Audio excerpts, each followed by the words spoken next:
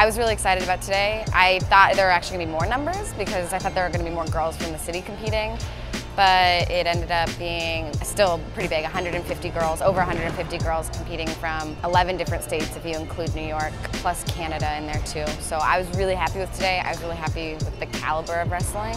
So we had girls from Colorado, we had girls from Texas, Virginia, Maine, Maryland, Connecticut, Canada, kind of all over. We're still really green, but that was kind of like the goal of this tournament. It was a big goal to bring in girls from a bunch of different states so that there would be a pretty high level competition in the East Coast. I think it's still pretty small over here. I wanted to give them good competition, but two, I wanted to get really good girls in to kind of kick some New York butts so that the New York girls could kind of see what the caliber is outside of the city. A lot of the girls don't get to leave the city. And they just don't have the opportunity, they don't have the means to. I grew up in California where it was just a completely different environment. And I think it's pretty similar to most other states. It was more like you can drive anywhere, your parent is the one that takes you, everything's relatively cheap, you have easy access to stuff and a lot of people that are willing to help. And in New York, there's a lot of challenges that you have to face as a female wrestler. There's not a lot of programs. Now there are 21 that Beat the Streets has helped start. But before, there weren't really a lot of programs, and most girls still don't have a lot of programs because high schools just don't provide it. That's one struggle, that they don't have a girls program, or that their boys program might be, a lot of girls are scared to compete with boys still.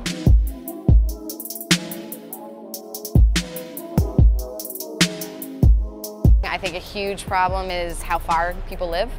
5 boroughs is a big thing, it doesn't sound like it, but I live in Brooklyn, and getting to this competition here took me 2.5 hours, you know? So there's a lot of girls that live in Staten Island and will come and practice in Manhattan, and they'll do it after they've already done a 2-hour practice at their own school. So they practice 2 hours, they travel 2 hours, they do another 2-hour practice, and then they travel 2 hours back. That's 8 hours that they just spent strictly on wrestling. There's a lot of girls in the city that are first generation, so their families just moved here and they're still focusing on the family aspect. They're not focusing on the individual and bettering and moving forward an individual.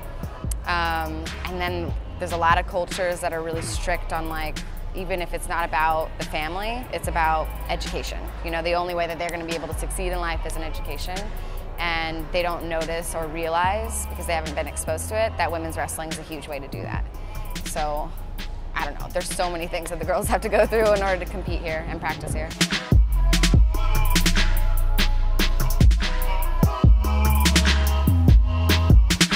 It's actually a really interesting time because a lot of the super experienced girls, a lot of our better girls, really veteran girls are about to graduate this year. So a lot of our top placing girls in big tournaments, Folk Style Nationals, Body Bar, Fargo, are going on to college, and they're actually going to start competing in college. So that's one phase of it. We're going to have a lot of girls that are getting out of the city, going into different parts of the country and representing different teams on a collegiate level and possibly even a senior level. I think that's really cool.